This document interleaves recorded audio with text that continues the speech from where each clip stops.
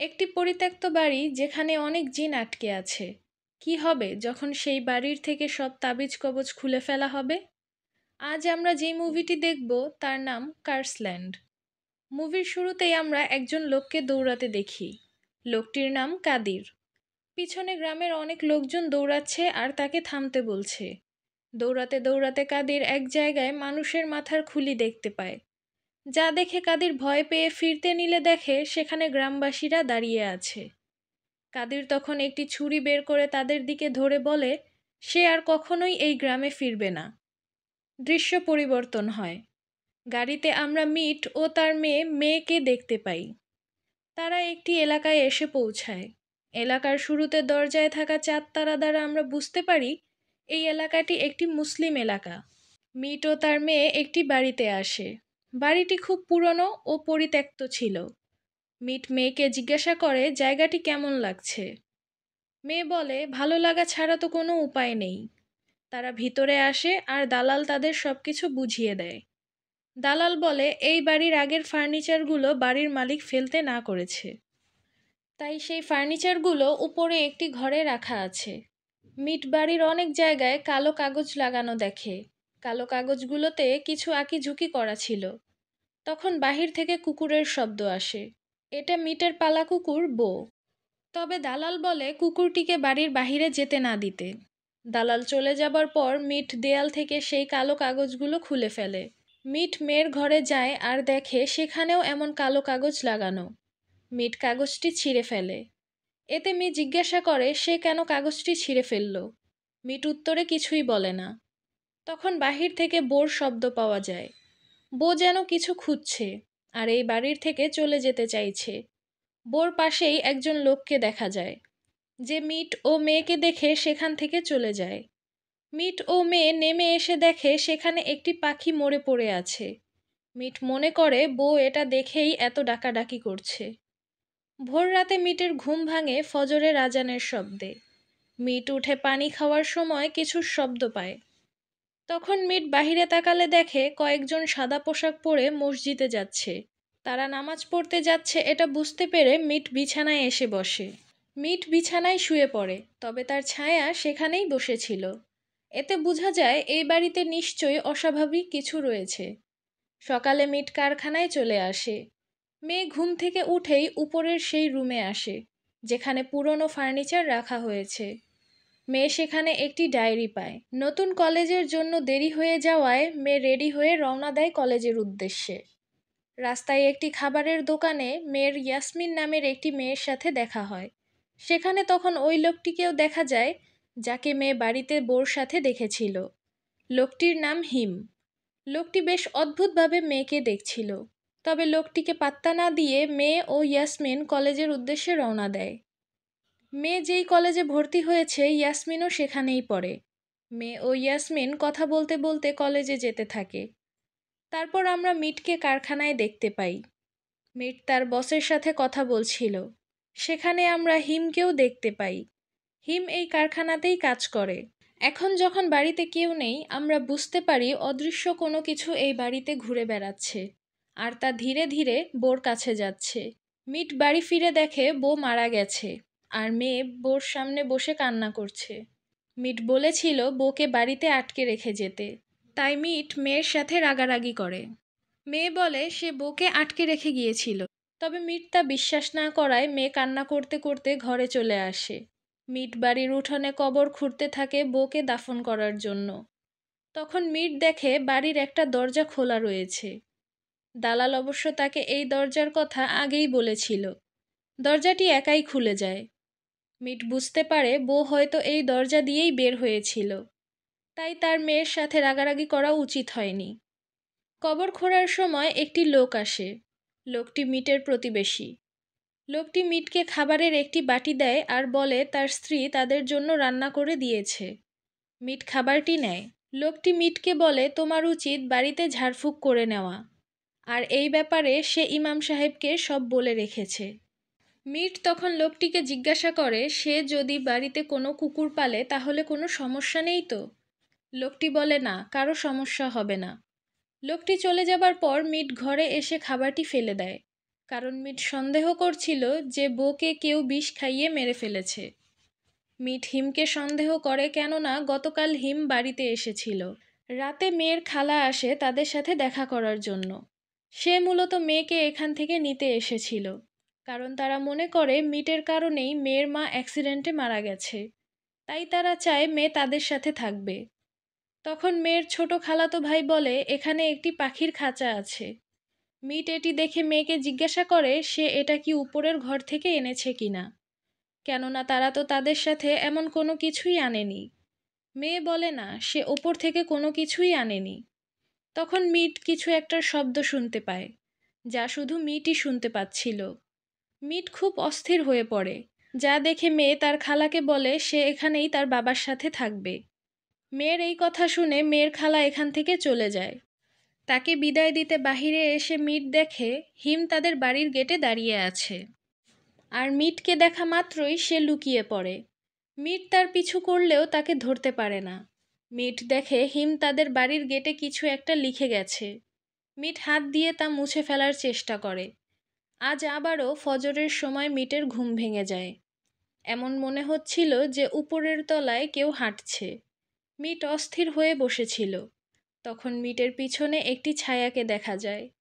সকালে মেয়েকে সেই ডায়েরি পড়তে দেখা যায়, যা সে উপরের ঘর থেকে পেয়েছিল। কাজে যাওয়ার আগে মিট মেয়েকে বলে সে তার ওষুধের বক্স পাচ্ছে না, আর তার মাথা প্রায়ই ব্যথা করছে। মেয়ে তাকে ডক্টর দেখাতে বললে মিট তেমন গুরুত্ব দেয় না। এতে মেয়ে কিছুটা রাগ হয়। রাস্তায় মিট হিমকে দেখে সেই খাবার হোটেলে। হিমকে দেখেই মিট সেখানে নেমে আসে, আর হিমকে জিজ্ঞাসা করে সে কাল রাতে তার বাড়িতে কেন গিয়েছিল। হিম বলে সে তার কুকুরের দাফন করতে সাহায্য করতে গিয়েছিল। মিট তখন বলে সে কিভাবে জানলো যে তার কুকুরটি মারা গেছে। হিম বলে মান তাকে বলেছে এই কথা। মান সেই প্রতিবেশীর নাম যে সেদিন মিটকে খাবার দিয়েছিল। কিন্তু মান বলে সে কাউকেই এই ব্যাপারে কোনো কিছু বলেনি। হিম তখন অদ্ভুত কথাবার্তা বলতে থাকে। সে কালো জাদু নিয়ে অনেক কিছু বলতে শুরু করে। তখন মিট তার রাগ সামলাতে না পেরে হিমকে মারতে আসে। তবে মান ও মেয়ে মিলে মিটকে সামলায়। মান বলে হিম একসময় কালো জাদু করত, তাই সে সবাইকে এইসব কথা বলে বেড়ায়। তারা যেন হিমের কথায় কিছু মনে না করে আর তাকে ইগনোর করে চলে। কলেজে ক্লাস করার সময় মেয়ের প্রফেসর বলে ঘরবাড়িও অনেক সময় মানুষের মতো প্রাণবন্ত হয়ে ওঠে। এই কথাটি মেয়েকে অনেক ভাবাচ্ছিল। এদিকে কাজ থেকে ফেরার সময় মিট হিমকে দেখে। মিট হিমকে ইগনোর করে চলে যাবার সময় একটি ট্রাক তার গাড়ির সামনে চলে আসে। একটুর জন্য মিট প্রাণে বেঁচে যায়। রাতে বাড়ি ফিরে মিট কিছুর শব্দ শুনতে পায়। শব্দটি উপরের একটি ঘর থেকে আসছিল। মিট দেখে একটি মেয়ে ঘরের ভিতরে চলে যাচ্ছে। মিট মেয়েটির পিছু করতে করতে ঘরের সামনে বউকে দেখতে পায়। বউ মুহূর্তেই ভয়ঙ্কর রূপ ধারণ করে, যা দেখে ভয় পেয়ে মিট সিঁড়ি থেকে পড়ে যায় আর পায়ে আঘাত পায়। মেয়ে বাড়ি ফিরে বাবার এই অবস্থা দেখে জিজ্ঞাসা করে তার কি হয়েছে। মিট বলে সে বউকে দেখেছে, যা শুনে মেয়ে অনেক অবাক হয়। সকালে মেয়ে তার বাবার ওষুধ পায় আর তা এনে মিটকে দেয়। মেয়ে বলে তাদের প্রতিবেশী মান তাদের বাড়িতে মেয়ে ও মিটকে দাওয়াত করেছে। তবে মিটের এই ব্যাপারটা পছন্দ হয় না। মিট চায় না যে মেয়ে এখানের লোকজনদের সাথে মিশুক। মিট বলে তারা এখানে বেশি দিন থাকবে না, তাই কারোর সাথে বেশি মিশতে হবে না। মিট আরও বলে এই বাড়ি ও জায়গা তার ওপর খারাপ কোনো প্রভাব ফেলছে। যা শুনে মেয়ে বলে সে যেন কোনো ভালো ডক্টর দেখায়। এতে মিট রেগে গিয়ে বলে সে কোনো পাগল নয়। এদিকে দেখা যায় হিম মসজিদে নামাজ পড়তে এসেছে। সেখানে একজন লোক তাকে বলে সে যেন মিট ও মেয়েকে বিরক্ত না করে। হিম বাড়ি ফিরে কালো জাদু সম্পৃক্ত কিছু ভিডিও দেখতে থাকে। অন্যদিকে মেয়ে কানে হেডফোন লাগিয়ে গেমস খেলছিল। তখন মিট কল করে বলে তার বাড়ি ফিরতে দেরি হবে। সে যেন সব দরজা জানলা ভালো করে লাগিয়ে রাখে। তখন মিট তার ড্রয়ারে একটি মদের বোতল পায়, যা কিনা সে রাখেনি। মিট তখন ফোনে অপর প্রান্তে তার স্ত্রীর কণ্ঠ শুনতে পায়। সেই সাথে শুনতে পায় কুকুরের শব্দ। মিট চিন্তায় পড়ে যায় আর দেরি না করে বাড়ি ফিরে আসে। বাড়ি ফিরে মিট মেয়েকে ডাকতে থাকে। মিট দেখে মেয়ে পিছনের দরজা দিয়ে কোথাও যাচ্ছে। মিট মেয়ের পিছু করতে থাকে। তখন দেখা যায় মেয়ে এখনও তার ঘরে বসে গেমস খেলছে। তার কানে হেডফোন থাকায় সে মিটের ডাক শুনতে পায় না। এইদিকে মিট বাড়ির পিছনের দিকে চলে আসে। মিট চারজন কালো খিমার পরা মেয়েকে দেখে। তারা বসে বসে কিছু করছিল। মিট তাদেরকে ডাক দিলে মেয়েগুলো ঘুরে দাঁড়ায়। তখন দেখা যায় তাদের তো মুখই নেই। আর মুহূর্তেই তারা কাকে পরিণত হয়। এতে ভয় পেয়ে মিট পানিতে পড়ে যায়। মিটের শব্দ এতক্ষণে মেয়ে শুনতে পায়। মেয়ে তাড়াতাড়ি তার বাবার কাছে আসে। দৃশ্য পরিবর্তিত হয়। পরের দিন সকালে দেখা যায় খালি বাড়িতে একটি ছায়া বাড়িতে এদিক ওদিক ঘুরে বেড়াচ্ছে। সেদিন দুপুরে মেয়ে ও মিট মানের বাড়িতে দাওয়াতে আসে। মানের মেয়ে ইয়াসমিন, যার সাথেই মেয়ে কলেজে পড়ে। দাওয়াতের জন্য মানের বাড়িতে গরু জবাই করা হচ্ছিল, যা মিটের ভালো লাগে না। ইয়াসমিন মেয়েকে তার সাথে নিয়ে যায়। মেয়ে ও ছেলেদের জন্য আলাদা খাবার ব্যবস্থা করা হয়েছে। ইয়াসমিনের ছোট ভাইয়ের সুন্নতে খাতনা করানো হয়েছে, তাই এই খাওয়ার আয়োজন করা হয়েছে। উপরে মিটকে আনা হয় খাওয়ার জন্য। মিট আশেপাশে দেখে, সাথে থাকা লোকজনকে জিজ্ঞাসা করে হিম এখানে এসেছে কিনা। পাশের লোকটি বলে না, তাকে হয়তো দাওয়াত দেওয়া হয়নি। মিট জানতে চায় হিমকে কেউ পছন্দ করে না কেন। লোকটি বলে হিম খুব ভালো ছেলে ছিল, কিন্তু হঠাৎ করে সে কালো জাদু চর্চা শুরু করে, তাই এখন কেউ তাকে খুব একটা পছন্দ করে না। পাশে থাকা আরেকজন জানতে চায় মিট পায়ে ব্যথা পেল কিভাবে। মিট বলে ঘরে অন্ধকারে পড়ে গিয়ে ব্যথা পেয়েছে। তখন লোকটি বলে আমি ভেবেছি তুমি হয়তো কিছু দেখেছ, যা আর কি পুরনো পরিত্যক্ত বাড়িতে দেখা যায়। তাদের এই কথায় মিট অনেক অবাক হয়। মিট তখন দেখে তার পায়ের ক্ষত থেকে রক্ত পড়ছে। মিট তখন অস্বাভাবিকভাবে বাড়িতে ঘটে যাওয়া ব্যাপারগুলো মনে করতে থাকে। আর দেখে সেখানে থাকা সবাই তার দিকে তাকিয়ে খুব জোরে জোরে হাসছে। মিট ভয়ে চিৎকার করে সেখান থেকে বের হয়ে আসে। মেয়ে তার বাবাকে এমন অবস্থায় দেখে তার সাথে বাড়ি ফিরে আসে। বাড়ি ফিরে মিট বলে সে এখানে থাকবে না। এখানে সবাই বউকে মেরে ফেলেছে। সে সকালে আজানের শব্দ শুনতে পায়, যা তার একেবারেই ভালো লাগে না। মিট মেয়েকে তার পায়ের ক্ষতটা দেখায়। তখন মেয়ে বলে তার পায়ে কোনো ক্ষত নেই। দেখা যায় সত্যি তার পায়ে কোনো আঘাত নেই। এসব তার মনের কল্পনা ছিল। মেয়ে বলে সে যদি নিজেকে না সামলায় তাহলে সে তার খালার সাথে চলে যাবে। যা শুনে মিট মেয়েকে সরি বলে আর বাড়িতে একটি বৌদ্ধ মন্দির স্থাপনের সিদ্ধান্ত নেয়। পরদিন মিট কিছু পণ্ডিত এনে বাড়ির আঙিনায় একটি ছোট্ট মন্দির বানায়। তখন মাটি খুঁড়ে সেখান থেকে একটি ছুরি পাওয়া যায়। ছুরিটি মেয়ে তার কাছে রাখতে চায়। পণ্ডিত না করা সত্ত্বেও মেয়ে ছুরিটি রাখতে চাইছিল। পরদিন সকালে আবারও আজানের শব্দে মিটের ঘুম ভাঙে। তখন দেখা যায় আঙিনায় থাকা মন্দিরের নিচের মাটিও কেমন কাঁপছে। মিট তখন দরজায় কিছুর শব্দ শুনতে পায় আর একটি ছায়া দেখতে পায়।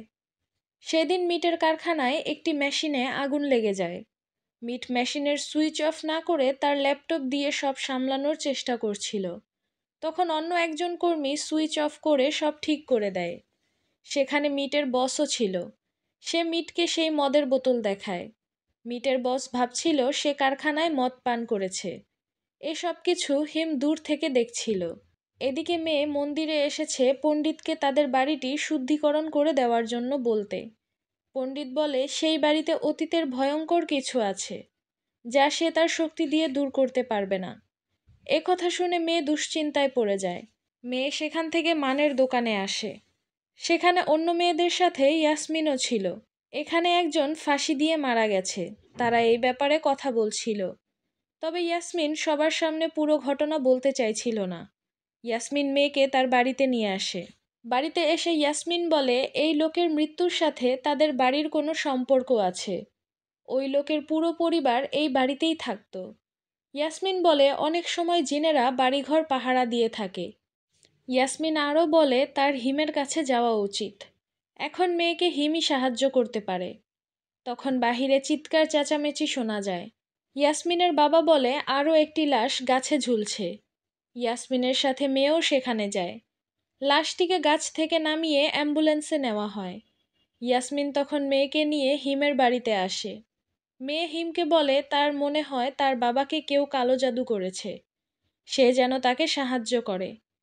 হিম বলে তাদের এই বাড়ি থেকে চলে যাওয়া উচিত। তখন মেয়ে বলে তারা মুসলিম নয়, তাই বলে কি সে এমন কথা বলছে? হিম বলে তার স্ত্রীও মুসলিম না, আর এই বাড়িতে সমস্যা হচ্ছে তার বাবার কারণে। তার বাবা সেখানে লাগানো তাবিজগুলো খুলে ফেলেছে, যা হিম সেখানে লাগিয়েছিল। এই কারণেই বাড়িটি এতদিন নিরাপদ ছিল। হিম আবারও মেয়েকে এই বাড়ি থেকে চলে যেতে বলে। হিম তখন মেয়েকে বলে যে তার বাবা সাসপেন্ড হয়ে গেছে। বাবার সাসপেনশনের কথা মেয়ে জানতো না, তাই সে অনেক অবাক হয়। সে বাড়িতে এসে দেখে তার বাবা নিজের পায়ে ছুরি দিয়ে কাটছে।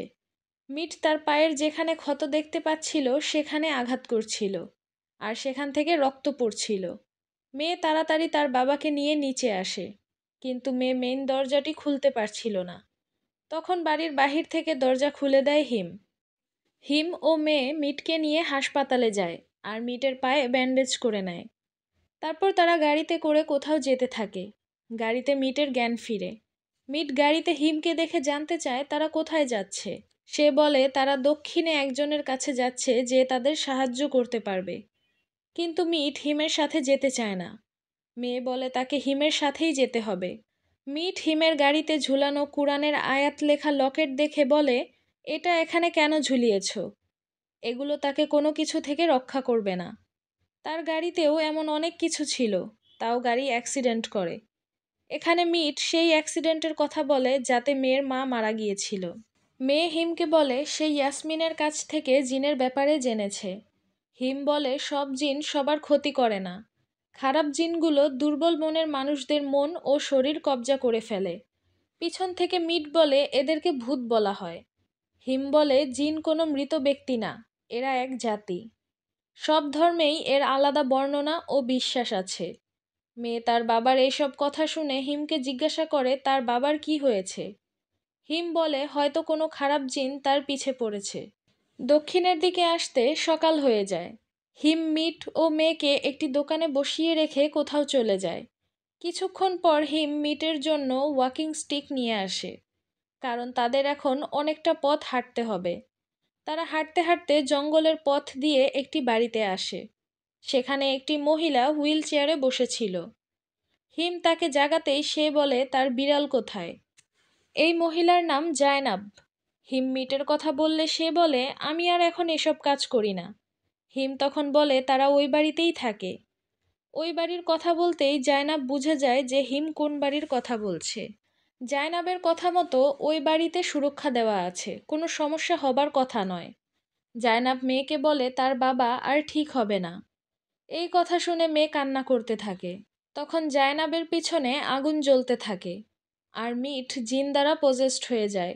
অসহনীয় যন্ত্রণায় চিৎকার করতে থাকে মিট। মিটের ভেতরে থাকা জিন বলে এই লোক তার স্ত্রীকে মেরেছে।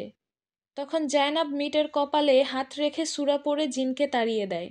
জায়নাব বলে তোমরা কি করেছো? তারপর অতীতের দৃশ্য দেখানো হয়। কাদির, যাকে আমরা মুভির শুরুতে দেখতে পেয়েছি, সে ও তার মতো অনেকে কাজ করছে। তাদের কাজ ছিল অনেক কষ্টের। এই কাজ করতে তাদের হাত পা কেটে যায়, কিন্তু কাজ থামানোর কোনো উপায় নেই।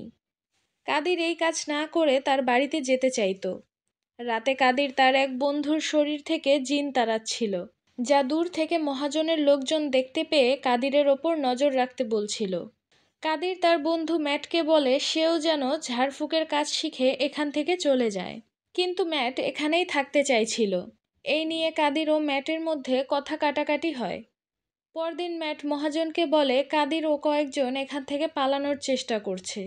এই কথা শুনে মহাজন লোক পাঠায় কাদিরকে ধরতে। কাদির বনের মধ্য দিয়ে দৌড়াচ্ছে, যা আমরা মুভির শুরুতে দেখেছি। সবাই কাদিরকে ঘিরে ফেলে, তখন কাদির তার ছুরি বের করে অভিশাপ দেয়। কাদির ইবলিশকে বলে যাতে এই জায়গা অভিশপ্ত হয়ে যায়, এখানে কেউ যেন বেঁচে না থাকে। কাদিরের এই কাজের জন্য মহাজন কাদিরকে শাস্তি হিসেবে মেরে ফেলার হুকুম দেয়। ম্যাট অনেক অনুরোধ করে যেন কাদিরকে না মারা হয়, কিন্তু মহাজন কোনো কথা শোনে না, আর ম্যাটের সামনেই কাদিরের মাথা কেটে মেরে ফেলে। মহাজন জানতো যে ম্যাটও কালো জাদু পারে। মহাজন ম্যাটকে এই অভিশাপ কাটাতে বলে, কিন্তু ম্যাট তা করে না। ম্যাট কুফরি করে সেখানে থাকা সবাইকে মেরে ফেলে, আর কাদিরের ছুরিটি সেখানেই পুঁতে রাখে। একটি পাখির খাঁচায় ম্যাট অভিশাপটি বন্দি করে রাখে, যা মেয়ের খালাতো ভাই পেয়েছিল। আর তখনই অভিশাপটি মুক্তি পায়। মেয়ে যেই ছুরিটি তার কাছে রেখেছিল সেটি হলো কাদিরের ছুরি, যা ম্যাট মাটিতে পুঁতে রেখেছিল। এই অভিশাপ বন্দি করে ম্যাটও বেশি দিন বেঁচে থাকতে পারেনি। ম্যাটকেও শাস্তি দেওয়া হয়েছিল। ম্যাটকে পানিতে ফেলে মেরে ফেলা হয়, যেই কারণে ওই জায়গাটি অভিশপ্ত হয়ে পড়ে। একজন জমিদার সেখানে বাড়ি করে অভিশাপ বন্দি করে রেখেছিল। এখন আবারও অভিশাপ বন্দি করতে হবে। তারা জায়নাবের বাড়ি থেকে বেরিয়ে আসে। অনেক রাত হওয়ায় তারা সেখানেই একটি হোটেলে থেকে যায়। পরদিন মিট ও মেয়ে আসে তাদের আগের বাড়িতে। সেখানে এসে তারা দেখে তাদের বাড়ির গেট বিক্রির ব্যানার লাগানো হয়েছে, যা দেখে মেয়ে সেই বাড়িতে কাটানো স্মৃতিগুলো মনে করতে থাকে। আর মিট পাগলের মতো সেই বাড়ির গেট ভেঙে ভিতরে যাওয়ার চেষ্টা করে। তারা আর কোনো উপায় না পেয়ে এই ভুতুড়ে বাড়িতেই ফিরে আসে। মেয়ে মিটকে ঘরে পাঠিয়ে নিজের সব জিনিসপত্র গোছাতে থাকে।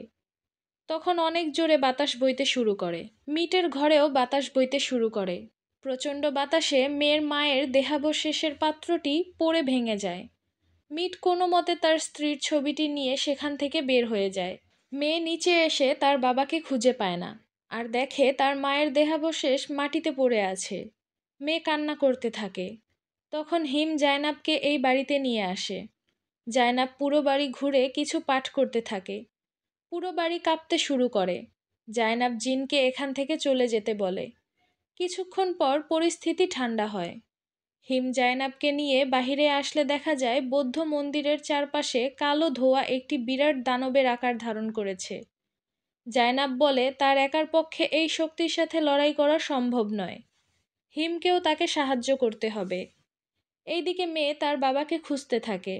মেয়ে দেখে মিট এক জায়গায় চুপ করে বসে আছে।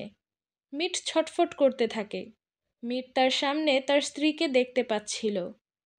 তখন মেয়ে তার হাতে টোকা দিলে মিটের আগের স্মৃতি মনে পড়তে থাকে, আর মিটের হুঁশ ফিরে আসে। অন্যদিকে অভিশাপ কাদিরের রূপ নেয় আর জায়নাবকে শূন্যে তুলে ফেলে। জায়নাবকে বলতে থাকে তারা দুজনেই অন্ধকারের পূজারী, তারা আল্লাহ ছাড়া অন্য কাউকে বিশ্বাস করে। এই বলে জায়নাবকে নিচে ফেলে দেয়। আর কাদির ভয়ঙ্কর এক রূপ নেয়। জায়নাব তার তসবিটি হাতে নেয়। হিম ও জায়নাবকে সাহায্য করতে থাকে। হিম তার ছোট কোরআন শরীফটি হাতে নিয়ে আয়াতুল কুরসি পড়তে থাকে। তখন আমরা কাদিরের অতীতের দৃশ্য দেখতে পাই, যেখানে কাদির ম্যাটকে বলছিল সে বাড়ি ফিরতে চায়। জায়নাব ও হিমের শক্তির কাছে কাদির দুর্বল হয়ে পড়ে আর হাওয়ায় মিলিয়ে যায়। হিম মন্দিরের নিচে একটি হার পায়, যা জায়নাব হাতে তুলে নেয় আর বলে কাদির তার পূর্বপুরুষ, তাই সে কাদিরকে বাড়ি ফিরিয়ে নিয়ে যাবে। দূরে কাদিরের কারিন জিনকে দেখা যায়। সে হাসি মুখে সেখান থেকে চলে যায়। পরদিন মিট ও সবাই মিলে কাদিরের জন্য দোয়ার ব্যবস্থা করে। মিট ও মেয়ে এই বাড়িতে শান্তিপূর্ণভাবে থাকতে শুরু করে। তখন হঠাৎ বাড়ির পিছনের দরজায় শব্দ হয় আর দরজাটি খুলে যায়। আর এখানেই মুভিটি শেষ হয়ে যায়। ভিডিওটি ভালো লাগলে অবশ্যই লাইক, কমেন্ট ও শেয়ার করবেন। আমাদের চ্যানেলটি সাবস্ক্রাইব করে পাশে থাকবেন। ধন্যবাদ।